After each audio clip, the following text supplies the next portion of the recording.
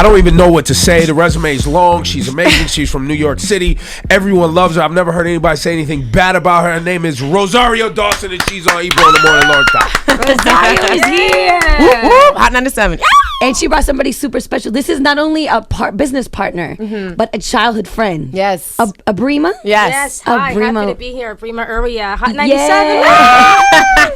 First time on the radio. This is so awesome. This so is excited. really? Yeah. And you grew up listening to Hot 97, of course. Yeah, love Hot 97. So where are you guys both from the same neighborhood? Like, what's the relationship? Well, I was born in Coney Island, and then I grew up in the Lower East Side, Right. and I ended up going to this elementary school with this girl, Hannah, who, when we split off and went to middle school and high school, she went to Friends Seminary and met Abrima. And then when we got, after I had done kids, actually, I bumped into Hannah on the street because we'd lost touch, and we became, we got tight again, and she introduced me to Abrima, and actually Paulina, who works as our creative director now for Studio 189, which we'll be talking about in a second. Yes.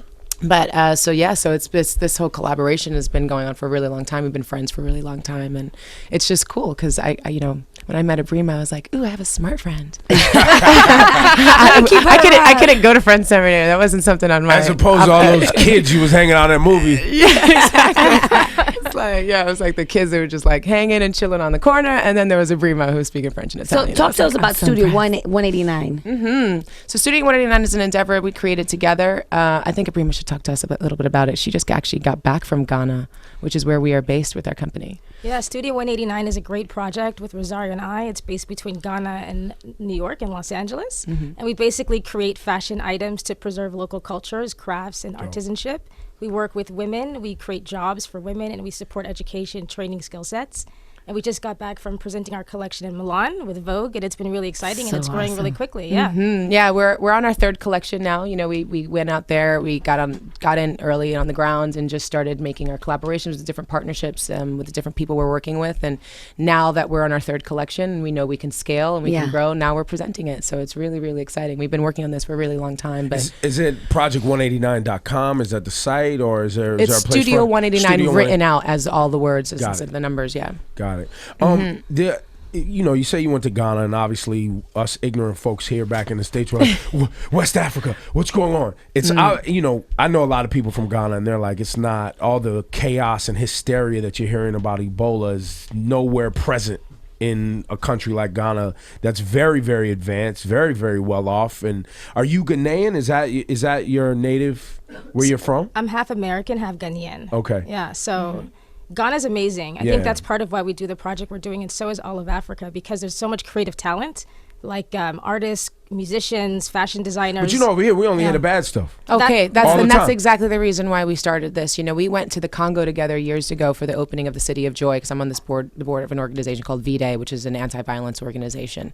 And we got out there and we were just working. It was such a trip going through Rwanda and Burundi and it was Kenya, and it was like such a thing, and it was an incredible experience for the two of us, and it just really opened up just both of our creative juices of just feeling like we have so much the benefit of having been born and raised in America, and the opportunities we've been able to have, and people who've supported us to be able to be the people who we are today. And here we are looking at our sisters and seeing that they need those same opportunities because they're no less talented. They just need those opportunities. So how can we collaborate with each other to kind of uplift all of us? So we've become entrepreneurs now. We've become businesswomen. So it's affecting us as well. It's not a small thing, but we're working with these remarkable people on the ground there and able to share And offering opportunity. and offering opportunity. And we have that technology, and we're in the time where we can really do that and people can really appreciate it. And that's the whole point, is that it's not about a handout anymore. It's about a partnership. And so that's what we're doing there, and it's a partnership between the two of us. It's a partnership between the people that we're working with there. And right now, more than ever, actually, as we're promoting and starting to open up the brand to the greater public, it's even more important and vital that we talk about the stories that we have from on the ground there, because people are getting a lot of misinformation about what it's like, and it's important to support these communities. It's so powerful. Your background is Puerto Rican. Is your background? Puerto Rican, Afro-Cuban, Irish, Native American. Whoop whoop. Try to say that 5 times fast. But I think it's amazing though. Like you represent Latin women, you represent Black women. Like you're very like Irish women, all that. But you don't see a lot of people bring those worlds together and make that a part of who they are and bringing like just different worlds together. And I think, you know, us mixed individuals, we appreciate somebody who does that. Yeah. And I think we're going to see more and more and more of that. You know, the world is becoming a big melting pot. You know, we're all going to look Filipino, and it's going to be awesome. How do you find these local artists that you collaborate with? Well, it was a process, you know what I mean? Because you have to find people. We're identifying the different techniques that we liked, and every single community does it differently. And when you're getting things like, you know, the Bogolanfini or the Mali fabric, or like, you know, the indigo, which is the comes from actual plants. It's the original denim. So you're finding these different communities based off of the actual skills. We're working with people who've actually worked with other organizations like Global Mamas, so we know that they're trained properly, that they have ethical standards that they're working with, because the whole point is not to be exploiting anybody, is of course, actually uplifting these people. And that's the whole point of what we're doing, is that quite often anything and everything that comes out of Africa is exploited. The people, the resources, it's not taken in the proper way. And so when we're getting those goods and we're not paying those high prices, someone else is. And so that's the whole point of doing this, is making sure that they are represented on the supply chain. Because how many times have we seen something Africa inspired, but no Africans actually benefited from it? And it doesn't go back to help build communities, roads, infrastructure. Yeah. So you're also currently, while you're doing all of this philanthropical work and all the give backs that you do, you still are balancing being a blockbuster movie star. Like, how do you know what? Sin City's on its way. Isn't there a Sin City hustling. 2? Yes, I'm always hustling. You know, I had several movies come out this year. Gimme Shelter came out earlier this year with Vanessa Hudgens. I had my crack walk down. I was very proud of that. I had Cesar Chavez that came out. Diego Luna directed. I that was a Dolores powerful Huerta, film, which was absolutely amazing. I adore her. I'm, you know, so just like to be able to mix that with Voto Latino, my voting organization where I know her from, and be able to talk about politics during that film was just unbelievable. You know, I had Sin City 2 come out.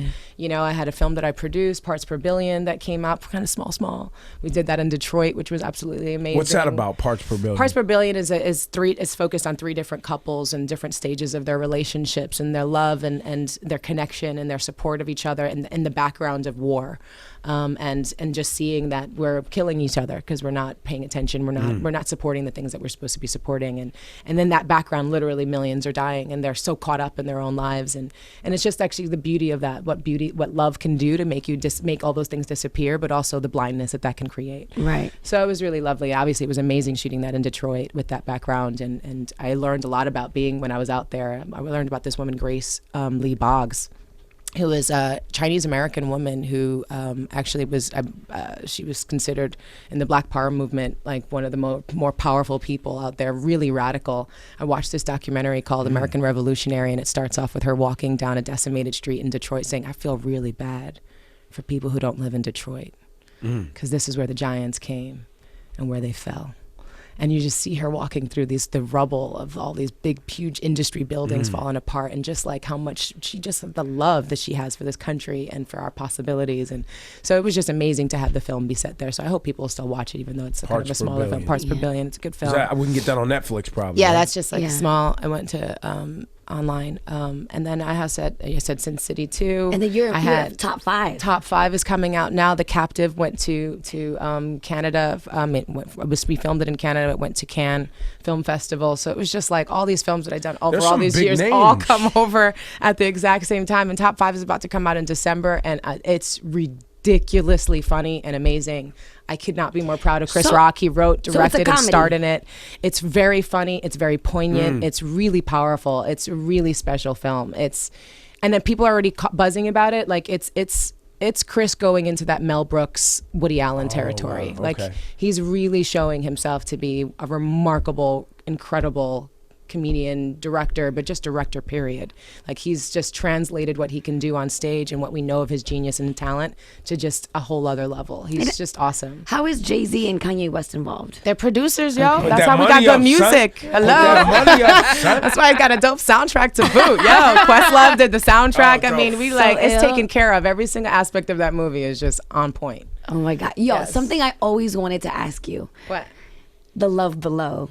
Oh yeah. Yes. Tell me. Tell me about your relationship with Andre 3000. And how was that phone? Did he call you? And what was that conversation like? How did you end You want it up to be like on the She love Lives below. in My Lap? You want that to be you? Yo, yes. The giggling. Yes, all that. Yes. When I read the credits, because I was like, Rosario? I felt like I made it. Yes, I was so happy. Oh my 'Cause, you know, God, you're I love from, that. you're one of the Latinas that I could truly identify with growing up, and just, I'm a big fan. Oh, thank you, my love. No, it really, what's so crazy about that is, we had talked about it, and he had wanted me to be in his video. Like, it was a totally He was trying to different mac to you. conversation. I know 3,000. He was trying to close the deal. He was like, come be in this video. Get my paws on you. Whoa, I don't know about all that, but I can say, like, we literally had only talked about doing a video, and then I come into the studio, and he's like, yeah, let's talk about the song, and then we're like, he's like, here's a mic right here, maybe. He burned some do a little something, incense. something. And we never did the video, and it just was the track, so it's awesome. But there was never an actual Love Below moment. No, between you and there 3,000. wasn't. Thank you very much. I'm a very good actress. Yeah, amazing actress, by the way, because I believe, I swore you guys were item. Swore No. you guys were item. Oh, wow. No. Yeah, I was like, absolutely. I was dating that's- someone at the time, actually, really? so no. But you keep your private life very private. I mean, we don't try. really hear much about your personal life at I all. very much try to keep it that way. Is that just because Every that's- once in a while, I'll end up telling an anecdote about someone I've dated, but I think I'm over that as well. I think it's just, I'm 35. It's done. Yeah. No more. No any, más. Any, Try to are keep it you, quiet, any quiet. marriage, Quiet, any quiet. children, anything? Gumi? ¿Qué? No. Nah. What? Huh? What? So you single? You single? I don't know what you're talking about.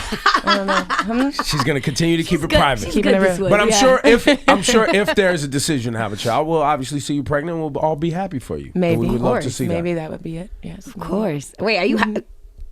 Okay. Oh, What? No, ask. Because the way she says it, I'm like, are you hiding something? No. Okay. Yeah, she's Sure. absolutely hiding Always. something. Absolutely. Always. Yeah, man. So you got to always have something under your sleeve. how can back to Studio? How do you Studio 189? Yeah, our Fashion Rising collection. And people can go to the website, Studio 189, spelled out, and that's our way to participate in what you guys have going on. We can purchase items, get things for the holidays. Yes. We also are doing something. We made a really sort of interesting collaboration. So I'm trying to reach out to different fans that I have.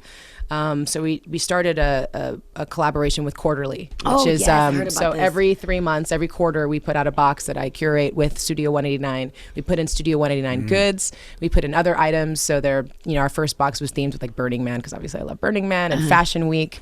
This theme is going to be the holidays and travel for the second box. And the third and fourth box will be coming out. We have a collaboration with Anna's company, Jessica Alba's company. Okay. She signs our Sin City poster for the first box, and then in this next 3 boxes, we're putting in Honest products, which is going to be really great. That's dope. And when we're putting Studio 189 stuff, so we're making sure our communities are getting some work, and we're also able to promote it to my fan base in a sort of authentic, natural good. way, as we're starting to figure out, because we're just launching right now. So as we're starting to launch the website and starting to make some connections with some stores to actually sell in, this was a really great way to sort of just let everybody know what we were up to. And people have been really supportive. The feedback's been amazing. People we sent out a bag in the first one, which was really dope. This really cool duffel bag that's all hand batiqued. That's the thing that's amazing about it, is that every single thing that you get from Studio 189 is made by hand. So this is like a hand batik scarf. Every single line, every single piece is actually done by hand. This is not like done by print and just like whatever. And that it's also very means intimate. that items will sell out, which is a good thing, Yeah. right? And there's probably a process and some time that it takes to get the products in, right? Exactly. You're not getting this and like shopping for it and then getting it yesterday. This Right. is something that you're getting a piece of art, Right. and every single piece is going to be individually done, and you're that's what you're ordering. So it's really beautiful, because I think it's bringing it back to the craftsmanship. One of the things that we were inspired by is, Abrima worked for Bottega Veneta and all of these major big, house, fashion house brands, Hermes, and it was like, when you go to Italy and you go to these communities, the tailors and the seamstresses and all of those people have helped their communities for generations. Yeah. Like, they're very revered in in their communities, and it's like, why can't we do the same thing in Africa? If we were to take it's a 37.2 billion pound industry, the fashion industry in the UK alone. So if you were to take that and translate that to sub-Saharan Africa, it would equal more than the aid that they're getting already. And that would be from their work and their talent and getting supported properly and being ladies able to pass it on and gentlemen, what you're hearing generationally. is infrastructure talk, right? You're hearing 2 young women going into business, using their assets that are at their disposal and figuring out a way to build infrastructure for communities, right? This isn't a regular conversation that you hear frequently, right? Where you're bringing up the communities in Italy that cut and sewed for Hermes or for Louis Vuitton or whatever they did. Those communities are very wealthy communities. Hundreds of years later, it takes time. And so you guys are embarking on a process that's going to take some generations. Oh yeah, and it's going to take some time. I mean, we're getting rolling blackouts in Ghana right now, and it's a real situation there as well. The Ebola conversation is not just in Ghana that we're talking about it. We work in Sierra Leone, and we work in a lot of other communities that are being really ravaged by this, and so it's really important because the reality is the infrastructure doesn't exist. It's not a danger for Ebola to come over here. Soap kills Ebola. Right. It's not. We have the infrastructure here to contain it. Over there, if the really dangerous flu started spreading around, it would be really dangerous for them. Yes. And that's just because the infrastructure doesn't exist. So that's why we're on the ground there. If we were trying to do a fashion line in America, it would be difficult as well. But it would be because of the bureaucracy and the paperwork and all the different things that would keep you back. So it's difficult anytime you do any kind of big business venture, and it's a risk. But we'd prefer to do it there with these communities and start representing some of the things that we love so much about our culture and our history, and start amplifying that, actually coming from the people where it's coming from, not people inspired by it, but actually from those Africans. And so that's why it's a really big deal what we're doing. But also because the communities have been doing this for hundreds of years. So They just have. as the Louis Vuittons and the Hermeses and everybody's been doing it for a long time. It exists. It's been existing for hundreds of years. So what we're also saying is that there's a global community of mixed people from all over the world that are part of this story. And we're taking the opportunity to bring each other back into this platform and work together. So it's a really collaborative process between the US and Africa and Latin America and all these amazing communities that have been working with Africa for hundreds of years. But now it's a way of saying, look what we can do together. It's beautiful. When you're in Africa, it's no different than being in any place else in the world in a sense, because you'll see Chinese there who were born and raised there. You'll see Italians who were born and raised there. You see people from all over the world. So it is a multicultural place as well. And we don't ever see that. We never see that.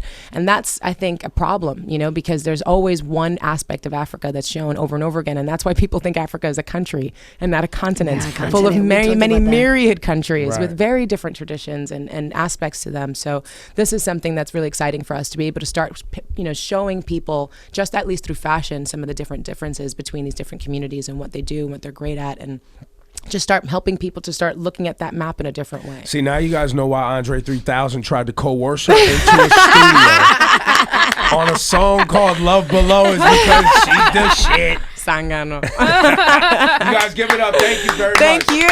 Thank you, Rosario. Thank you, guys. And congratulations on all your work, and big up to you, and also with all the blockbuster films and things like that. And come back anytime. Absolutely. Thank you for Thank having us. you.